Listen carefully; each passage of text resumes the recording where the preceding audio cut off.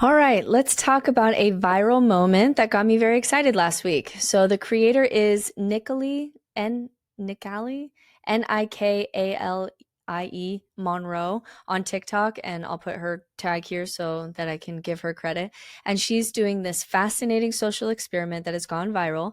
And so for the first week of November, she posted a running audit where she calls houses of worship and churches asking for a single can of baby formula for a starving child, and she's like playing a crying baby in the background, and she says, my baby's 2 months old, she hasn't had any formula today or yesterday, I'm not asking for money, is there any way that your church can help get a some kind of formula for me? And so this could be like, yeah, here's the number to our food pantry, or here's the access to our community resource, or come on down to the church and we'll make sure we have funds set aside for things like this. This isn't a scam. This is not like someone asking for Venmo money. She's saying, like, I'm near your church, I've called churches in the area, and I need help. My baby hasn't had a bottle since yesterday. Okay, so that's the experiment that she's running. Calling West End Baptist Church in Clanton, Alabama, and their about me says a church whose heart beats for people. So please, because I've had like 4 no's straight in a row, and it's depressing. Hello, you have reached West End Baptist Church. Please press 1 for the church office. Press 2 for the daycare. Thank you, and have a...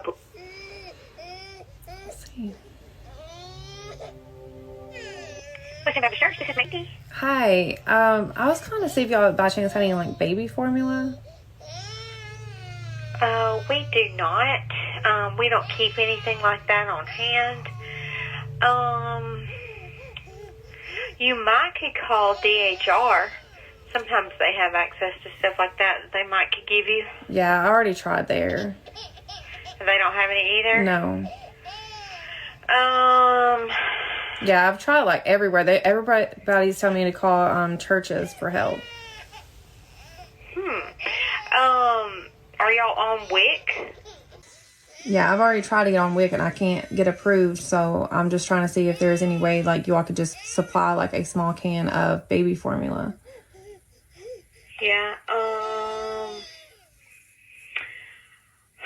we don't have the means for that.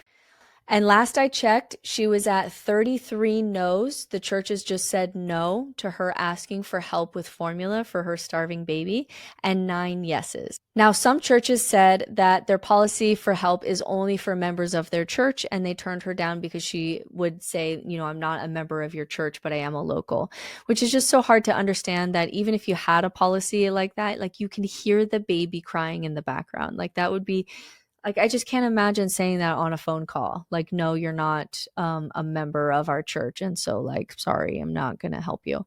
But First Christian Church of Somerset, Kentucky basically said no, because you're not a member. First Baptist Church in Kentucky just flat out said no. Mormon churches, 2 of them said, no, we don't do that, which is so interesting. We don't do that. Like, what the hell do you do then? Some of them said, like, did you call someone else? Like, have you called the food pantry? Have you called this? And she would say, I have. No one had formula. And they told me to ask churches because churches would, have funds set aside to help the poor. And so she would say to them, like, they told me to come ask you. And then they would just have to say no. She called Dream City Church in Arizona, which is the church that Charlie Kirk has been associated with, that resulted in a non-help response. So there was a lot of that going on, just saying, no, we don't do that. You're not a member of our church. And just saying there's like no procedure in place for us to be able to help you. And so the answer is no. Now the places that said yes, the most instant yes was the Islamic Center of Charlotte. Instant yes. Asked her what formula and when she could come pick it up. Didn't ask if she was Muslim. Didn't even come up. And as critical as I am of Islam, and I am critical of Islam, I think it can be a very dangerous religion for women, for queer people, for how Muhammad was more political than Jesus or Buddha, how it tends towards theocracy as a religion, blah, blah, blah. But I will say, even as an atheist, I have never met people more generous than Muslims. And yes, every religion has kind of like service as part of the religion, but there is a sense of generosity with Muslims as a foundational part of what it means to be a Muslim. And I found that for me, I can never like out generosity a Muslim friend. So when she called the Islamic Center of Charlotte, it was an instant yes. When can you come pick it up? And how can we help you? Buddhist temple said yes. That tracks. There's actually a bunch of Buddhists right now that are marching across the nation. 19 monks started a walk from Fort Worth, Texas, to Washington D.C. at the end of last month, October 2025, and they're doing a walking pilgrimage in order to walk for peace. So that tracks. They said yes right away. 2 Christian churches said yes, but they were not white churches. They were Black churches. And this brought up an interesting conversation on TikTok for the international community, because people started asking like, wait, do you guys have separate white and Black churches, Christian churches in America? Do you guys have segregated churches? Why do you call that a Black church? And that is because in America, Black churches are not just different politically or like, their style of gospel music that comes from the call and response singing style from slavery, but like the actual theology, like the actual style of Christianity is different between white Christians and Black Christians in America. So in America, white Christianity is about Christian nationalism, holding on to power, Jesus being the gatekeeper of order, worshiping the 1950s, aligning with the political right to like hold on to our way of life, very pro-nationalist. And that is not everyone, of course, who is white and Christian in America. But what they collectively see in Jesus is the one who judges, the authority, right? And Black churches in America see Jesus totally differently. They see him as one who advocated for breaking up power. They have a restorationist theology where if Jesus comes, it's going to be to make the last first and the first last. And Jesus, the homeless mystic radical, political radical who sat with the marginalized and promised justice, the Jesus who flipped tables, the Jesus who called out power.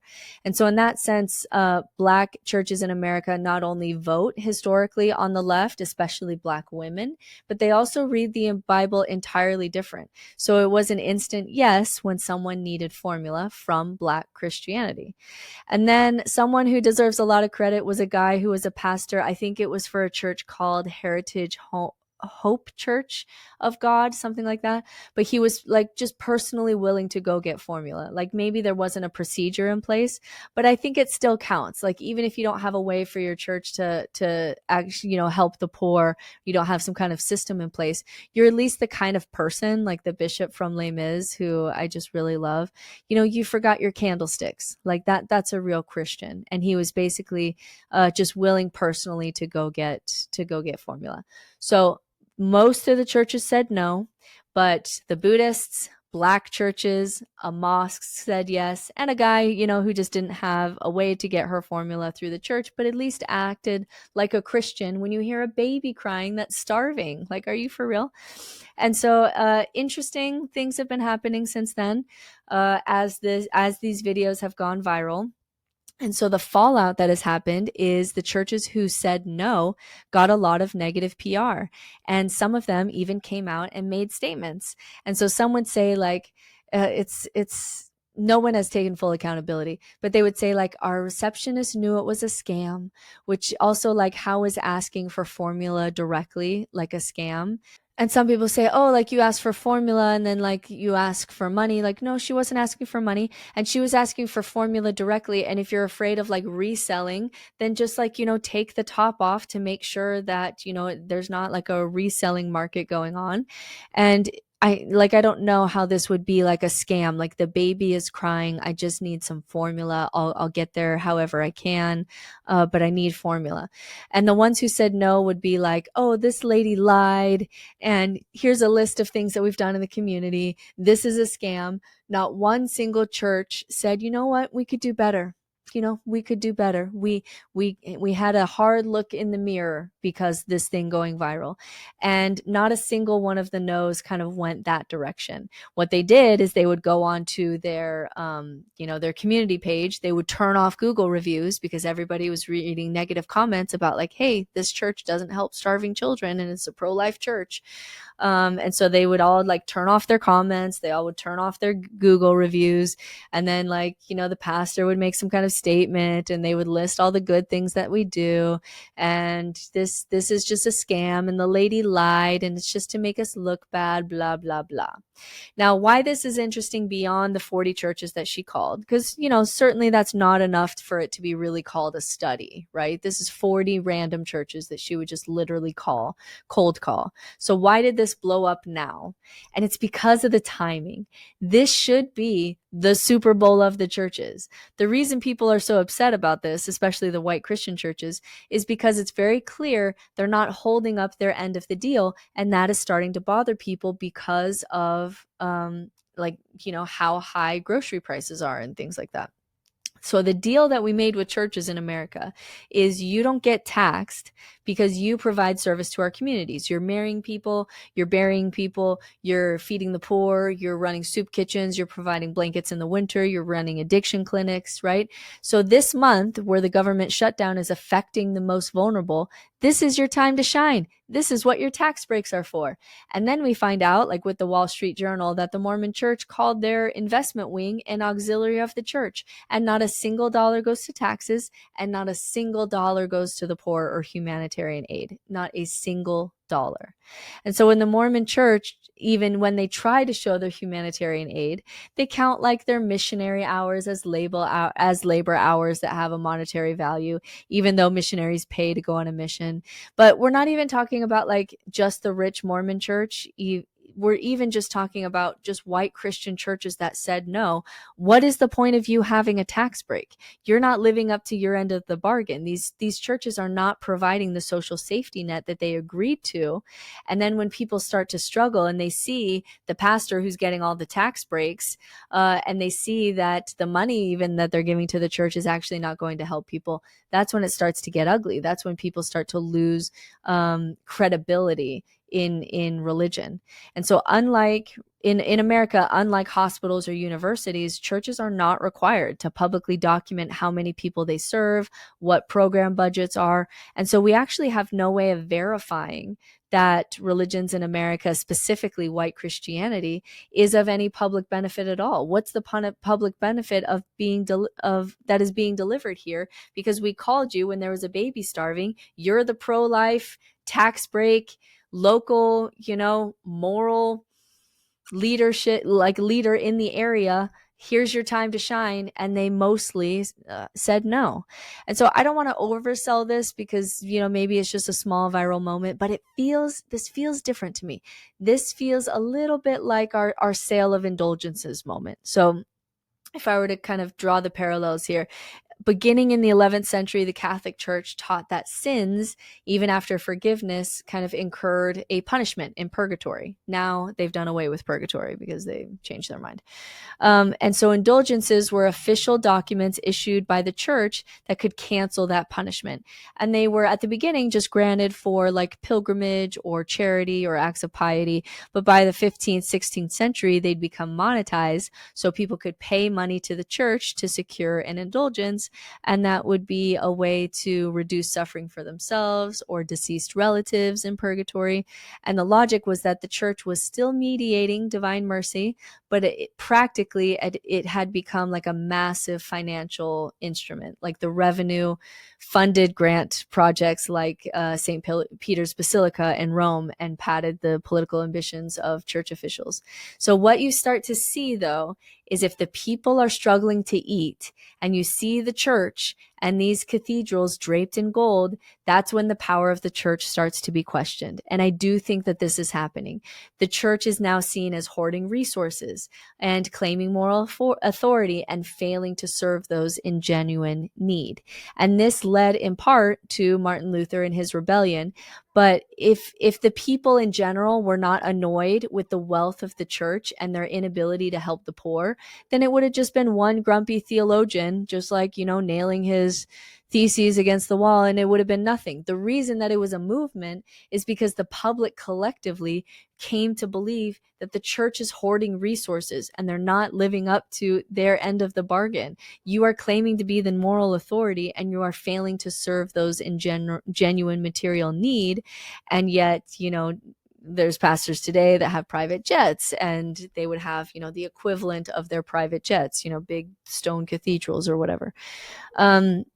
And so Luther's protest ignited a whole Protestant Reformation. It fractured Western Christianity. It weakened forever since then the church's political power in Europe especially, and it inspired the rise of personal conscience or social accountability in religion, or people having a more direct relationship with God and the Bible.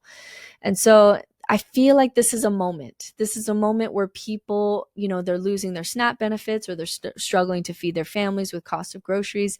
It's time for the churches to provide their side of the bargain. And it's very clear in the social experiment that they no longer do. It's like, okay, you've been yapping about society falling apart without Judeo-Christian values. Like, okay, let's see it. You tell us that Christians are more moral, and how do you ground morality if you're an atheist? Like, how could you possibly know that giving formula to a baby is good without religion? And like, here you are saying no. You've been telling us, like Ben Shapiro types, that it's churches that provide the social safety nets and moral education and community, and what would we do without them? But when it came time for you to show what benefit churches have in our communities, most failed, except for the Black Christians, the non-Christians, and the guy who was willing to pay out of his own pocket. And what this means is that prosperity gospel, or this idea that our church is wealthy because God is blessing us, and if I give to this church, I'll be blessed and I'll get rich too. This promise is starting to fail.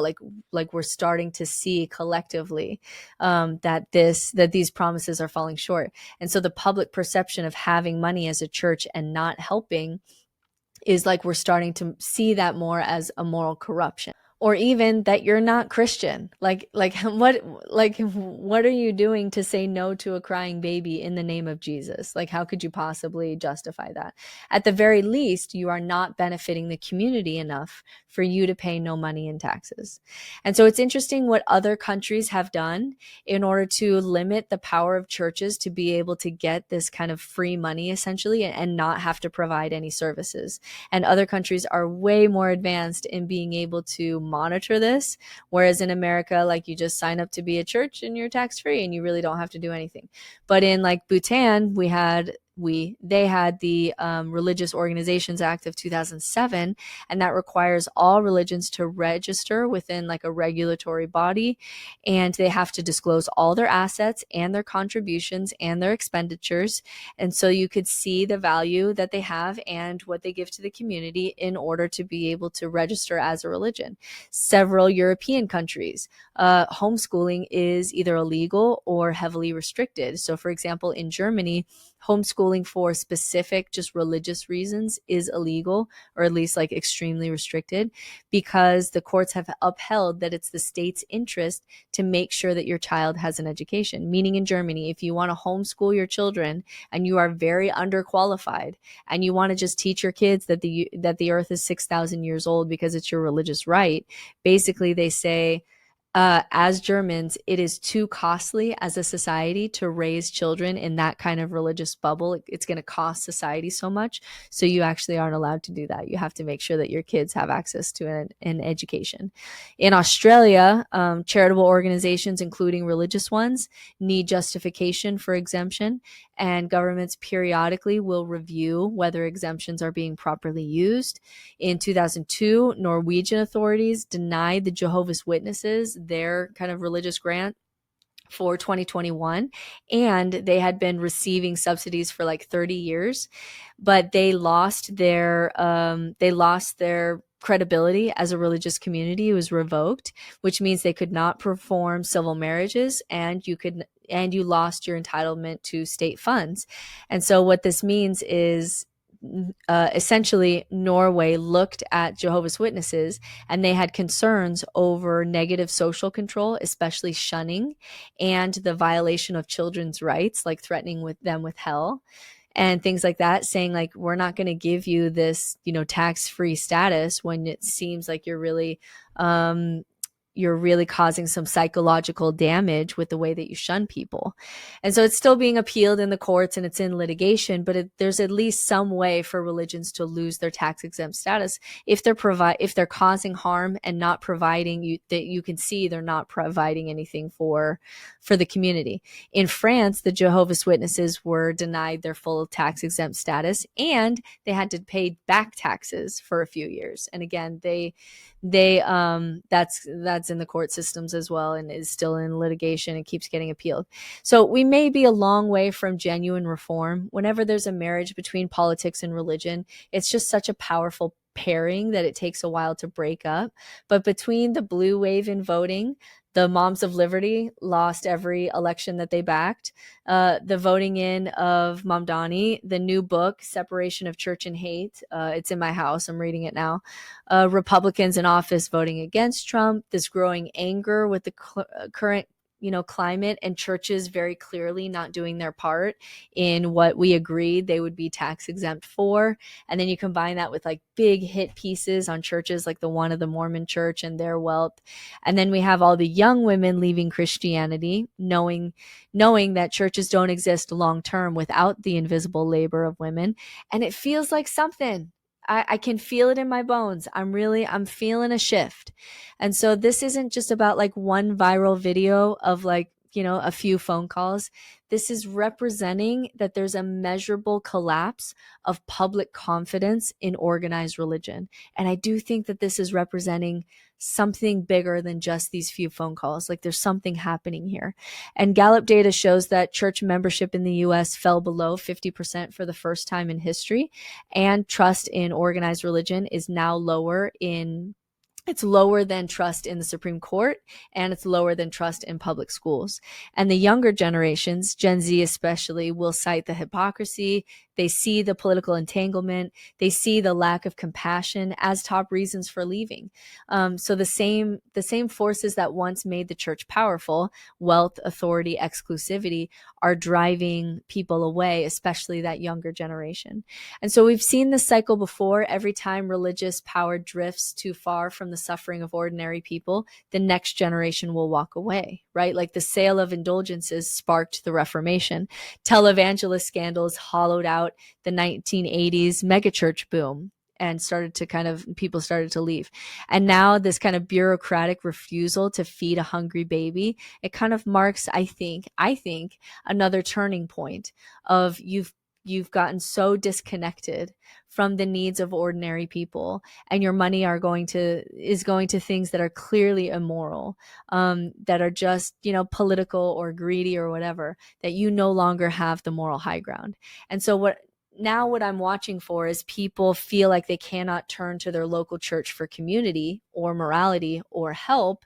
What will fill that gap? Because usually there's a new wave of something. Sometimes it's within the church itself, like it's a new, sometimes it's, just like a new reading from within the church itself. Sometimes it's a new spiritual movement, like more people just saying that they're spiritual but not religious. Sometimes it's a political rise where the state becomes the social safety net, as we've seen in some of the Nordic countries, where the state just fills in that vacuum and they provide all the benefits that churches claim to, and then religion just isn't as necessary to the social fabric. Maybe the Democratic Party will, start to focus more on the basics, so that's a possibility. But if this discontent continues to rise, especially as Trump does so much damage to the name of Christianity, churches that will survive this moment will be the ones that deinstitutionalize, the ones who open their books, who let women participate, who sell, their marble statues to help people pay for diapers and rent relief. And they stop kind of just protecting their power for its own sake. The rest, I think, are just going to die off when the older generation dies off. And so in my most optimistic, as I saw this go viral, maybe This is more optimism than I'm usually capable of. But maybe, just maybe, 500 years from now, historians will look back at this moment at one woman calling churches about a crying baby who's starving. The way that we look at Martin Luther, nailing his theses to a door, because not because it's one person doing some kind of revolt, but because it's one person who represented the discontent of the people at the time. That you are no longer the moral high ground, that you claim to help people, but you're not helping anyone. And then the church starts to erode and lose power, especially as the older generation dies away and people find their community or their morality or their beliefs somewhere else, because you had your chance. This is your chance. This is like churches right now. It would be so great if you took this as your chance to really show what it's like to be Christian in this time when people are really struggling. Because every reformation starts the same way. One person dares to ask, why aren't you what you said you were? And so this is a rare moment where you see just like a little bit of optimism in me. I'm starting to see the cracks in the marriage between church and state in America. We still have a long way to go towards real reform, but there's at least a crack. So I'm going to do a part 2 of this video. Because I do sense like there's some shifting in the winds here. So my part 2 of this video next week is just going to kind of do a State of the Union address as far as like, how is Christian nationalism going? Is it starting to show some fractures? And if it is, where? And how is like Christianity responding to it? So I'm going to kind of use this as a case study to dive in deeper to what's happening in Christian nationalism right now. So I'll do that next week in my part 2. But let me know what you think about this social experiment. And was it fair for her to just call with a crying baby in the background and ask for formula? Do you feel like that was setting him up for failure? Do you think that's a fair social experiment to run? Do you feel, if you were a part of one of these religions, were you proud or ashamed, based on your church's response? I've seen a lot of those videos. I'm curious what you guys thought about this very viral moment. That was very interesting, that shows that there is public perception of religion that is, I think, eroding as people struggle more and see churches really not doing what they claim to be doing to get their tax exempt status. I think there's something happening here, but we'll explore more of that next week.